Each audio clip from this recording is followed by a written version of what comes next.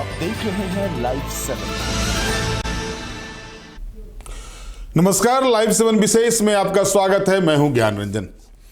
दोस्तों, झारखंड में पेशा नियमावली लागू है। मुख्यमंत्री हेमंत सोरेन भी ट्वीट किए हैं कि झारखंड में पेशा नियमावली लागू हो चुकी है। आपको याद होगा कि 23 दिसंबर को जो कैबिनेट की बैठक हुई थी उसमें पेशा नियमावली को स्वीकृति दी गई थी। और इसके बाद अब जो राजनीति गरमा रही है, क्योंकि रार तो शुरू हो गया है, पेशा नियमावली को लेकर के रार शुरू हो गया है और कुर्मी समुदाय इससे खासा नाराज दिख रहे हैं। वजह क्या है इनके नाराज होने की, ये हम आपको बताएंगे। लेकिन उससे पहले जो बातें सामने आ रही हैं कि राज्य के 13 जिले शेड्यूल एरिया में आते हैं और 3 जिले आंशिक रूप से शेड्यूल एरिया में आते हैं, यानी 16 जिले पर पेशा अधिनियम का प्रभाव होगा। यानी जो ग्राम सभा होगी वहां की, जो परंपरागत तरीके से, रूढ़िवादी तरीके से जो ग्राम सभा का गठन होगा, वो ट्राइबल्स होंगे उसमें, सिर्फ अन्य किसी को उस जगह पर स्थान नहीं मिलेगा। जाहिर है इसको लेकर के ही महतो समुदाय, जो कुर्मी समुदाय है, उनका विरोध शुरू हो गया है और कोर्ट तक जाने की बात कही गई है।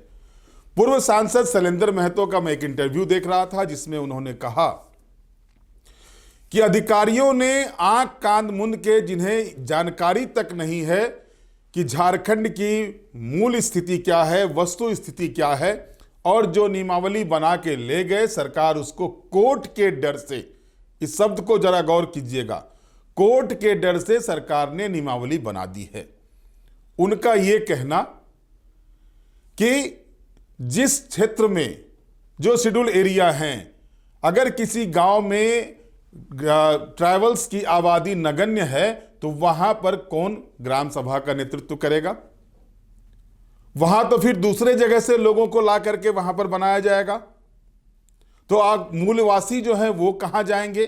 यानी कई सवाल उन्होंने इस पर खड़े किए हैं और साथ ही साथ उन्होंने कई उदाहरण भी दिए थे। मैं उनके उस इंटरव्यू को देख रहा था, कई बातें आ रही थी। और इस बीच टाइगर जयराम महतो ने भी ये बात कहा है कि कुर्मियों के साथ अन्याय होने जा रहा है। पेशा कानून का समर्थन करते हैं। दोनों ही नेताओं ने इस बात को कहा कि पेशा कानून लागू होना चाहिए, लेकिन कुछ संशोधन के साथ, ताकि जो परंपराएं जिनकी एक जैसी है, जो पहले से ट्राइबल सूची में थे, उनको भी इसका लाभ मिले। नहीं, साफ तौर पर कुर्मी समुदाय को लेकर के बातें चल रही हैं। तौर पर हम आपको स्पष्ट करेंगे आगे क्या क्या चीज है इसमें, क्या चीज कह रहे थे और उस डिमांड का कितना महत्व है, इन सारे विषयों पर हम चर्चा करेंगे। लेकिन इस बीच अगर आप देखेंगे तो शैलेंद्र महतो का जो कहना था वो साफ तौर पर यह कहना था कि जो लिस्टेड आदिवासी हैं उनको ही इसका लाभ मिलेगा। यानी कि कुर्मी को 1931 में तक जो था वो स्थिति थी कि वो थे, लिस्टेड थे। 1950 की जनगणना में उनको, 51 की जनगणना में ट्राइबल से हटा दिया गया था। ये बातें भी आप जान रहे हैं, इस चीज़ों की चर्चा कई मर्तबा हो चुकी है। लेकिन स्थिति क्या बन रही है, आखिर क्यों शैलेंद्र महतो और जयराम महतो इसका विरोध कर रहे हैं, क्या है इसकी वजह, उनका तर्क क्या है, इन सारे तर्कों पर हम विश्लेषण करेंगे। और जिस किताब का नाम लिया जा रहा है, जिस किताब की बातें कही जा रही हैं, उसके बारे में भी हम बात करेंगे आपसे।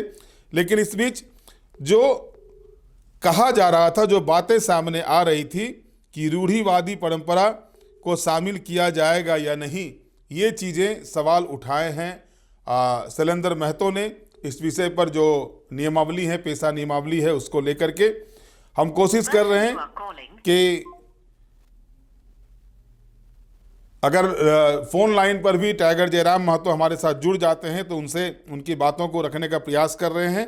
लेकिन अभी व्यस्तता बता रही है, लेकिन फिर भी आगे हम चर्चा को बढ़ाते हुए जो चीज़ें हैं उसमें जो शैलेंद्र महतो ने कही है, पहले उस बात को मैं जिक्र कर लूँ कि उनका कहना है कि संविधान में SC ST को एक विशेष संवैधानिक अधिकार दिया गया। यानी उनका कहना था लोकसभा और विधानसभा की सीटों में जिस तरह से रिजर्वेशन दिया गया है पॉपुलेशन के आधार पर SC ST को, वो रिजर्वेशन उनको है। लेकिन पेशा कानून में शेड्यूल एरिया में 100% रिजर्वेशन शेड्यूल ट्राइब्स का ही होगा। यानी उनका ये भी कहना था कि महतो जो कुर्मी हैं वो और प्लस जो एससी हैं वो कहाँ जाएंगे।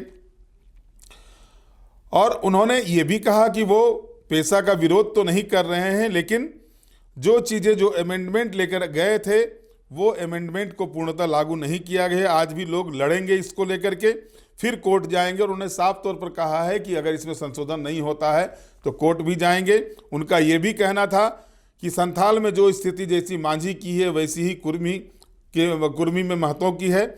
उन्होंने कोलेरियन पद्धति का जिक्र किया, उसमें कहा कुर्मी महतों का जो स्थान है वो कहाँ है, इसमें जो बताया गया कोलेरियन पद्धति के बारे में भी आपको बताएंगे क्या है वो। जिस नियमावली को बनाया गया है उसे गहराई तक सोचने का काम अधिकारियों ने किया है, जानकार लोगों के साथ नहीं बैठाया गया, जानकार लोगों को इसमें नहीं शामिल किया गया। साथ ही साथ उनका ये भी कहना है कि दूसरे राज्य के आईएएस आईपीएस को झारखंड की क्या जानकारी है जो वो इस कानून को बना रहे हैं और उस पर जो है सो सरकार अपनी मुहर लगा दे रही है। अध्ययन नहीं करता है कोई भी, जैसे तैसे नियमावली को बना दिया गया है। छोटा नागपुर में कोलेरियन सिस्टम लागू है, हम अपने अधिकार के लिए कोर्ट जाएंगे, सरकार ने ये काम उचित नहीं किया है। ये सारी बातें जो है सो कही जा रही है शैलेंद्र महतो के द्वारा।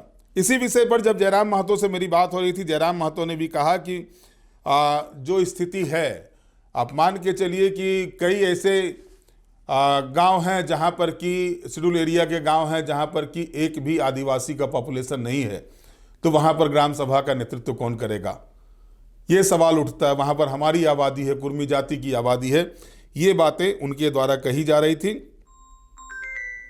अब आप आगे अगर देखेंगे तो जो ये विषय आ रहा है, सामने आ रहा है, उसमें अगर आप गौर करेंगे तो जो शैलेंद्र महतो ने जिन बातों को कहा और जिन चीज़ों को का वो जिक्र कर रहे थे, अगर उन चीज़ों को आप देखेंगे तो उस पर अगर हम विस्तार से बात करते हैं तो सेंसस ऑफ इंडिया 1931 जे.एच. हटन के द्वारा ने जो किया था उसमें था कि 1931 की जनगणना में कुर्मी जाति को आदिम जनजाति यानी प्रिमिटिव ट्राइब्स की सूची में शामिल किया गया था, खासकर छोटा नागपुर क्षेत्र के कुर्मियों को, जिन्हें ब्रिटिश सरकार ने आदिवासी माना था। लेकिन बाद में 1950 के बाद उन्हें अनुसूचित जनजाति की सूची से हटा दिया गया। हालांकि वे आज भी आदिवासी लक्षणों, विशिष्ट संस्कृति, भाषा के साथ पिछड़ापन और विकास की मुख्य धारा से जुड़ने की मांग करते हैं। 1931 की जनगणना में आदिम जनजाति में कुर्मी 1931 की जनगणना के अनुसार ब्रिटिश शासन ने कुर्मी या कुर्मी समुदाय को आदिम जनजातियों प्रिमिटिव ट्राइब्स की सूची में रखा था, जिसमें उनके प्रथागत उत्तराधिकार नियम यानी कस्टमरी रूल्स ऑफ सक्सेशन और अन्य जनजातीय लक्षण शामिल थे। मानभूम छोटा नागपुर, विशेष रूप से मानभूम और छोटा नागपुर सिंहभूम वर्तमान झारखंड के हिस्से में के कुर्मियों को एक आदिवासी समुदाय माना गया था, जो भाषाई और सांस्कृतिक रूप से बिहार के अन्य कुर्मी या कुर्मी से अलग थे। कुछ स्रोतों के अनुसार 1931 की जनगणना में यह भी उल्लेख मिलता है कि कुर्मी समुदाय के कुछ लोगों ने अपनी गणना को आदिवासी की बजाय हिंदू के रूप में कराने का दावा किया, जिससे उनकी स्थिति में बदलाव आया। 1950 के बाद जो है सो दुर्भाग्य से 1931 के बाद जब स्वतंत्र भारत में अनुसूचित जनजाति की सूची बनी तो कुर्मियों को इस सूची से बाहर कर दिया गया, इनको ओबीसी में शामिल कर दिया गया। अब वे झारखंड, पश्चिम बंगाल और उड़ीसा राज्यों में अन्य पिछड़ा वर्ग के रूप में सूचीबद्ध हैं, लेकिन एसटी दर्जे के लिए उनका आंदोलन जारी है। 1931 की जनगणना में कुर्मियों को एक आदिवासी समुदाय के रूप में पहचाना था, लेकिन बाद के सरकारी निर्णयों में उन्हें इस श्रेणी से हटा दिया गया, जिसके कारण वे आज भी अपने अधिकारों और पहचान के लिए संघर्ष कर रहे हैं। एक बात जो कही गई शैलेंद्र महतो के द्वारा कि कोलेरियन सिस्टम, उन्होंने कहा था जो हटसन की जो जनगणना थी सेंसस ऑफ 1931, उन्होंने उसके एक पेज का जिक्र करते हुए कहा था उसमें कोलेरियन सिस्टम की बात कही गई थी। अब ये भी जानना आवश्यक है कि ये कोलेरियन सिस्टम है क्या। यानी कोलेरियन सिस्टम जो है वह यह भारतीय उपमहाद्वीप के पूर्वी क्षेत्रों में बोली जाने वाली ऑस्ट्रो एशियाई भाषाओं की एक शाखा है और इसे मुंडा भाषाएं भी कहा जाता है। आप जानते हैं कि मुंडा जनजाति है, यह कोई एक आदिवासी भाषा नहीं बल्कि आदिवासी परिवार की भाषाओं का एक समूह है। इसके बोलने वाले को कोलेरियन जनजातियां कहा जाता है। कोलेरियन शब्द का प्रयोग सर्वप्रथम जॉर्ज कैंपबेल ने मुंडा भाषाओं के लिए किया था। उन्होंने इसे भारत के 3 गैर आर्य भाषा परिवारों में से एक बताया, जिन्हें उन्होंने तिब्बती, वर्मी और द्रविड़ भाषाओं के साथ मिलाकर स्थापित किया था। यह भारतीय उपमहाद्वीप के पूर्वी क्षेत्रों में बोले जाने वाली ऑस्ट्रो एशियाई भाषाओं की एक शाखा है और इसे मुंडा भाषाएं भी कहा जाता है। यह कोई एक जनजातीय भाषा नहीं बल्कि जनजातीय भाषा परिवारों का एक समूह है। इसे बोलने वाले को कोलेरियन जनजातियां कहा जाता है। यानी शैलेंद्र महतो का जो कहना था कि वो कोलेरियन जनजाति में, यानी 1931 का जो सेंसस हुआ था उस सेंसस में कुर्मी को कोलेरियन जनजाति यानी कि उनको भी प्रिमिटिव ट्राइब्स में जगह दी गई थी। लेकिन स्वतंत्र भारत में जब 1951 में सेंसस होता है तो कुर्मी को उससे हटा दिया जाता है, जो आप लगातार देख रहे हैं। पिछले वर्ष 2025 में भी, जो आज 2 तारीख है, 2025 में 20 सितंबर को आपने देखा था रेल टेका आंदोलन बिहार, माफ कीजिएगा, बंगाल, उड़ीसा और झारखंड में इसी चीज को लेकर के हुआ था कि उनको जो है एसटी में शामिल किया जाए। आपको यह भी याद होगा कि 2024 के चुनाव के पहले, 2024 के लोकसभा चुनाव से पहले आपको याद होगा कि शैलेंद्र महतो ने प्रधानमंत्री नरेंद्र मोदी को एक पत्र लिखा था जिसमें उन्होंने कुर्मी को एसटी में शामिल करने की मांग की थी। और उसके बाद पीएमओ की तरफ से उड़ीसा, बंगाल और झारखंड के झारखंड सरकार के पास एक पत्र आया था, विभाग में पत्र आया था, जो विभाग है SC ST विभाग जो है, वहाँ पत्र आया था कि भाई इसकी वस्तु स्थिति क्या है उसको अवगत कराया जाए। अब वो रिपोर्ट अब तक गई या नहीं गई पीएमओ के पास, या गई तो वहाँ पड़ी हुई है, ये अलग विषय है। लेकिन चुनाव के समय पीएमओ थोड़ा एग्रेसिव हुआ था, एक्टिव हुआ था इस मामले को लेकर के। ये मांगें लगातार की जा रही हैं। अब पेशा एक्ट लागू होने के बाद आप जरा गौर कीजिए, झारखंड में 24 जिले हैं, 24 जिले में से 13 जिले पूर्ण रूप से पेशा यानी 5th शेड्यूल के अंतर्गत आता है और 3 जिले आंशिक रूप से 5th शेड्यूल के अंतर्गत आता है। अब ऐसी स्थिति में अगर आप देखेंगे जो 5th शेड्यूल का जो एरिया है, खास करके जो कोल्हान का पूरा एरिया है, छोटा नागपुर का जो एरिया है, जो 5th शेड्यूल का एरिया है, वहां पर जो डीवीसी दामोदर वैली का जो एरिया होता है उस जिधर से गुजरती है, और स्वर्णरेखा परियोजना का जो एरिया है, उस एरिया में देखेंगे आप तो कुर्मी समुदाय की संख्या अच्छी खासी है। अच्छी खासी नहीं, यानी 2nd लार्जेस्ट पॉपुलेशन उस एरिया में कुर्मी जाति की है। उत्तरी छोटा नागपुर में अगर देखेंगे तो ट्राइबल से ज्यादा पॉपुलेशन जो है सो कुर्मी जातियों की है, जो दामोदर वैली का जो एरिया है उस जगह पर अगर आप देखेंगे वहीं उनका निवास स्थान था। कुर्मी जाति के नेता चाहे वो जयराम महतो हो या फिर शैलेंद्र महतो हो, उनका यह कहना है कि वो 1931 के सेंसस के अनुसार से प्रिमिटिव ट्राइब्स में थे और उनको 1951 में हटा दिया गया, तो उन्हें जो है सो इसमें फिर से शामिल किया जाए। और हमारे साथ विधायक जयराम महतो जी जुड़ चुके हैं। जयराम जी, स्वागत है आपका लाइव 7 में। हाँ जी, ज्ञान दा बोलिए। जयराम जी, अभी राज्य सरकार ने 23 दिसंबर को पेशा नियमावली कैबिनेट से पारित किया है। अब आपके वरिष्ठ नेता हैं, आप मतलब माफ कीजिएगा हम समुदाय से जोड़ के बात कर रहे हैं, शैलेंद्र महतो जी सीनियर लीडर हैं झारखंड के। उनका ये कहना है कि कुर्मी समुदाय के साथ एक बार फिर जो है सो एक तरह से कहा जाए कुर्मी समुदाय को हाशिए पर लाया जा रहा है पेशा नियमावली के मामले में। आपका क्या मानना है? सबसे पहले पेशा, जिसकी विगत दशकों से मांग थी झारखंड राज्य में आदिवासी समूह के द्वारा, इस पर सरकार ने बहुत ही अच्छी पहल की है। शुभकामनाएं हैं। पेशा कानून कहीं ना कहीं राज्य के आदिवासियों को मजबूती प्रदान करेगा और वे हकदार हैं इस राज्य में। लेकिन निसंदेह कि अगर किसी को हक मिलता है तो किसी की हकमारी ना हो, इस बात का भी ख्याल रखना चाहिए। कुछ चीजें ऐसी आएंगी इनमें निम्न माने रूट लेवल पर, जिसपे थोड़ा सा निसंदेह जो शैलेंद्र बाबू ने जो चिंता जताई है उसको आप लोग, उन चीजों का हम लोग सामना कर सकते हैं। जैसे आप लोग लगातार आंदोलन कर रहे हैं, जो 1931 में जो सेंसन हुआ था उस सेंसस के अनुसार से कुर्मी प्रिमिटिव ट्राइब्स में थे। 1951 के सेंसस में कुर्मी को हटा दिया गया, खास करके झारखंड, बंगाल और उड़ीसा कुर्मी को। और लगातार आप भी आंदोलन कर रहे हैं एसटी में शामिल करने के लिए, चाहे आपको बंगाल जाना पड़ रहा हो या फिर अपने क्षेत्र में कर रहे हैं। ये जो दामोदर का एरिया है जहाँ पर कि कुर्मी समुदाय बहुतायत में है, दामोदर वैली जिसको कहा जाता है, जो संस्कृति जो थी वहाँ की, तो क्या लगता है कि उस एरिया में अगर आप पॉपुलेशन वाइज देखें जो शेड्यूल एरिया, शेड्यूल डिस्ट्रिक्ट पड़ेंगे, क्या पूर्णतः वो शेड्यूल्ड हैं या वहां पर कुर्मियों को नुकसान तो नहीं हो रहा है पेशा आने से? हमें लगता है करें तो शायद सिर्फ लातेहार जिला में आपका शेड्यूल शेड्यूल एरिया में आता है। बाकी रामगढ़, हजारीबाग और बोकारो, धनबाद ये शेड्यूल एरिया में नहीं आते हैं। ठीक है। कोल्हान? हाँ, कोल्हान में, रांची में, विशेषकर रांची में यहाँ कुछ चीजों पर होगा। जैसे उदाहरण के लिए मान के चलिए, कोई इस पर खनिज में भी नियंत्रण, खनिज के दर तय करने में, उसकी अध्यक्षता तय करने में आदिवासी समाज एक निर्णायक भूमिका निभाएगा। लेकिन कई पंचायत ऐसे गांव होंगे जिनमें मान के चलिए कुर्मियों की आबादी 90 होगी और आदिवासी समाज की आबादी अगर 10 होगी, तो निर्णय लेने का अधिकार रहेगा। तो यहाँ पर थोड़ी सी हमें लगता है कि वहाँ दिक्कतें आएंगी। तो ऐसे से कुछ पॉइंट हैं, उनमें थोड़ी बहुत उस पर सरकार को विचार करनी चाहिए। और हमारी जो मांगे हैं और हमारे समाज के जो प्रबुद्ध लोग रख रहे हैं हमारी व्यवस्था को समाहित करने का, उस पर विचार करना चाहिए।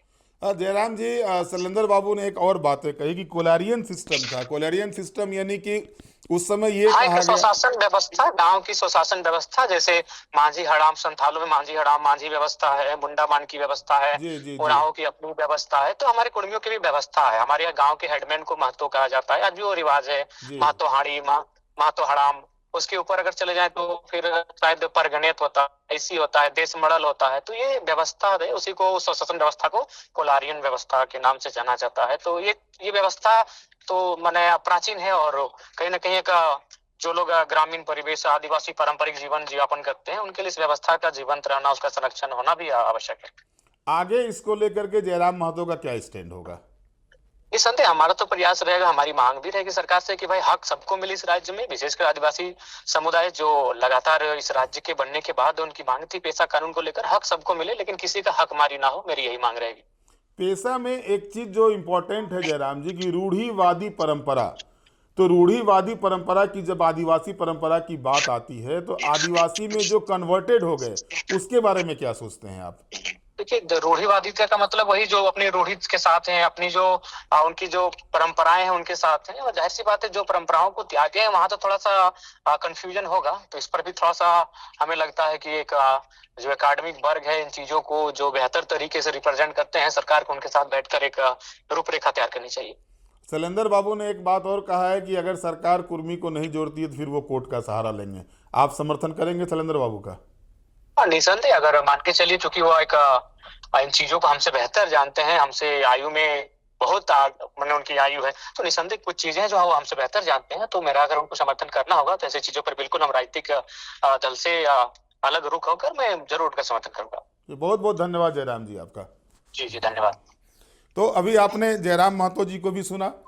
यानी कि जो मूल चीज है पेशा है, पेशा का जो मूल अवधारणा है कि ट्राइबल समुदाय के लिए बिल्कुल सही है कि जो शेड्यूल्ड एरिया है वहाँ पर ग्रामीण स्वशासन जो व्यवस्था है उसके तहत काम होगा। मैंने पहले भी चर्चा किया पेशा का विस्तार से।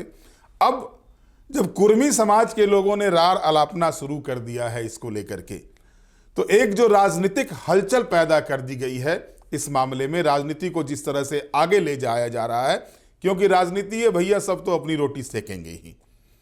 और यह भी सच्चाई है कि जो बातें जयराम महतो बोल रहे हों या फिर जो बातें शैलेंद्र महतो जी बोल रहे हों, इसमें भी सच्चाई है। दूसरी सबसे बड़ी बात हो रही है कि जो मूल चीज है, जो भारतीय जनता पार्टी लगातार रूढ़िवादी परंपरा जुटी है या नहीं जुटी है नियमावली में, इसकी बात कर रहा है, क्योंकि अब तक नियमावली में क्या है ये किसी को स्पष्ट नहीं है, क्योंकि सामने आया नहीं है। तो उसमें जो धर्मांतरण की बात आती है, धर्मांतरण के मामले में उनको इसका लाभ मिलेगा या नहीं मिलेगा, और मिलेगा अगर मिल जाता है तो जो शंका सुबह उठाया जाता है भारतीय जनता पार्टी के द्वारा या अन्य लोगों, जैसे जयराम महतो ने भी कहा कि फिर उसको फायदा क्या होगा। तो जाहिर तौर पर कई ऐसी चीजें हैं जिस पर कि अभी भी ध्यान देने की आवश्यकता है। लेकिन अब देखना यह है कि कुर्मी समुदाय अगर इस चीज को लेकर के अपनी नाराजगी जाहिर कर रहा है, क्योंकि दो बड़े नेता हैं, शैलेंद्र महतो बहुत बड़े नेता हैं, झारखंड के बड़े आंदोलनकारी में से एक हैं। जयराम महतो आपने देखा कि पिछले 2024 के चुनाव से अपना रूप दिखाना शुरू किया है, तो उनका लगातार जो है सो एक लोगों के बीच में जनाधार उनका बढ़ा हुआ है, क्योंकि पहली मर्तबा चुनाव लड़के अगर कोई 10,90,000 वोट लाता है, जिसकी पार्टी लाती है, और अकेले दम पर चुनाव लड़ता है, तो जाहिर तौर पर कुछ न कुछ तो है उसमें उस लड़के का। तो इन सारे चीज़ों को देखने के बाद अब ये देखना होगा कि राज्य सरकार ने जो नियमावली लाई है उस नियमावली में जिन बातों का जिक्र शैलेंद्र महतो कर रहे हैं या जयराम महतो कर रहे हैं या भारतीय जनता पार्टी जो प्रश्नवाचक चिन्ह लगा रही है, इन सारे चीज़ों का निषेध है या नहीं है, या फिर मामला जो कोर्ट से शुरू हुआ था कोर्ट के दबाव में बना, क्या फिर वो कोर्ट में जाएगा, ये देखना दिलचस्प होगा। बहरहाल आज के विशेष में इतना ही। आप हमारे साथ जुड़े रहें, हमें लाइक करें, सब्सक्राइब करें। बहुत बहुत धन्यवाद। नमस्कार।